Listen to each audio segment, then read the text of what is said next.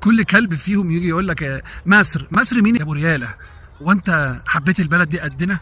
حبيت البلد دي قد ما كان فيها ناس جوه المؤسسات وفي مواقع ومناصب كبيره ومرموقه ليهم امتيازات وكرنيهات وحصانات، وحبوها لدرجه ان هم رموا كل ده تحت رجليهم يا ابو رياله، يا منتفع، يا كلب اسيادك الخونه، وجاي تنظر علينا احنا على واحد او ناس عشان تراب البلد دي فقدوا مناصبهم وحطوها تحت الجزمه عشان تراب البلد.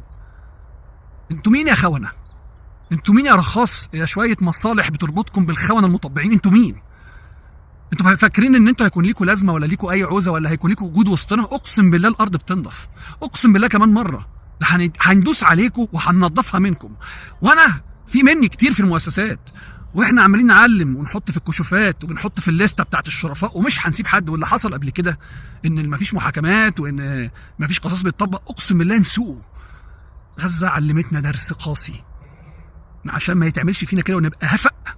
البدايه من جوه يا خونه. الله يرحم القادة الشهداء المقبلين غير مدبرين، وكل طفل وامرأة ماتت واستشهدت وارتقت دفاعا عن الأرض والتراب والمقدسات.